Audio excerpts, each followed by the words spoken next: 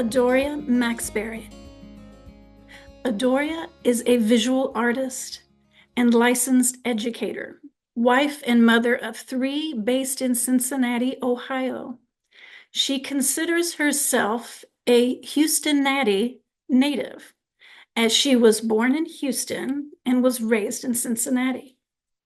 Her father resided in Texas and her mother resided in Cincinnati, traveling between the 2 cities all of her life left Adoria realizing that home can be in more than one place. As an educator and civic leader, she facilitates unique and meaningful experiences, focusing on creativity, exploration, and reflection.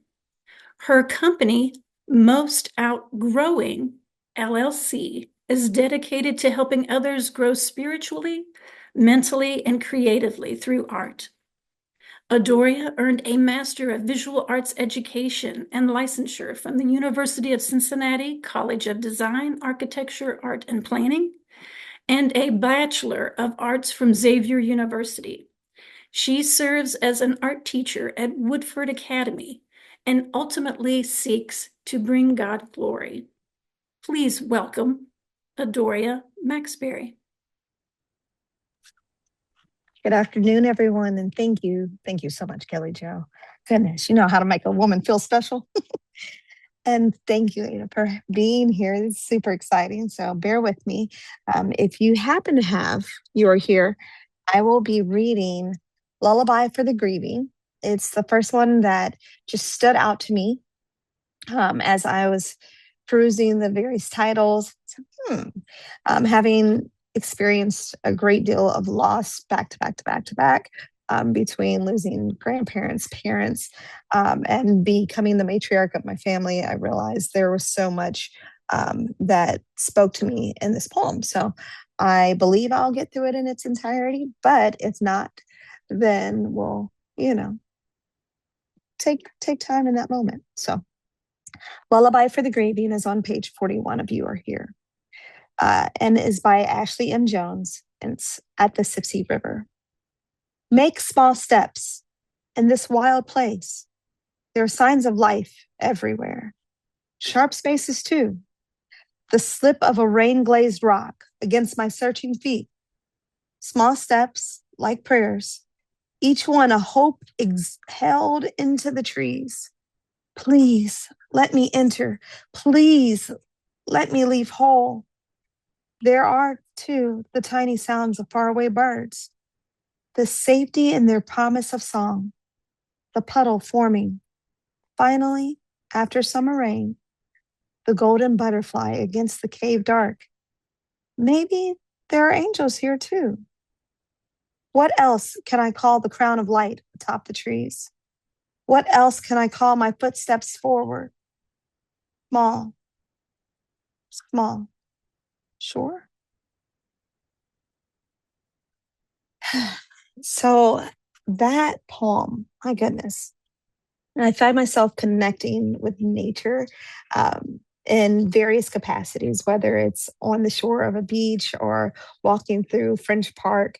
I find peace and a great deal of connecting with those that have gone before me and in nature. One, because it was so much of a part of us connecting while they were alive, that I find myself in those small spaces, reflecting, remembering, and becoming one, not only with the moment and making small steps forward, but also realizing that either in the kitchen and making a small dish that I'm connecting with my grandmother, and walking through the woods reminds me of those walks through the garden as a child with my father.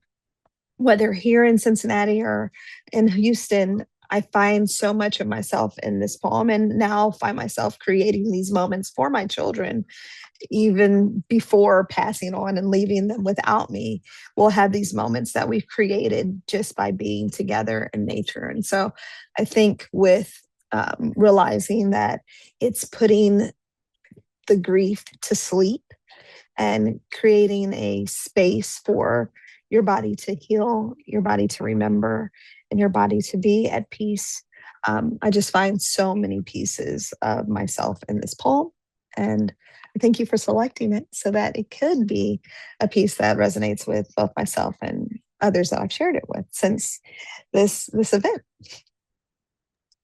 Adoria, thank you so much, honey. You know, all the poems that have been selected by our panelists, I've gone into complete rabbit holes with all of them. And when Adoria shared with me that she had selected Ashley, I found it so interesting that, first of all, uh, Ashley, I think, just finished her term as the Poet Laureate of Alabama.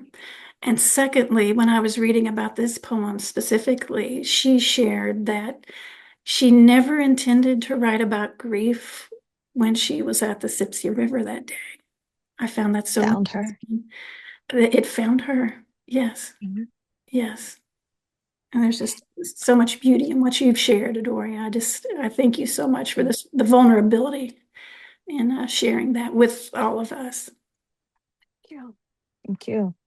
I too resonated with her sentiments and the fact that you are able to have those little moments sneak up on you. Grief is very sneaky in that way. Mhm. And those sharp spaces around each corner, you never know where it's going to come. It could be the strumming of my brother's guitar, and all of a sudden, having this moment where everyone's like, "Yeah, I mean, that's a great song, but really, that's what you're sobbing over." And it's remembering those moments where uh, seeing him sit in front of my mom and realizing how monumental little moments are. And those small steps as you proceed into the future, they may be unknown, but there is still hope, still glimmers of light. And with the passing of a butterfly or a flutter of a wing of a bird that you just happen to catch, there are these small moments that just come in and give you a sweet piece that only God can get, that just touches your heart and gives you a sense of hope. Sense of hope.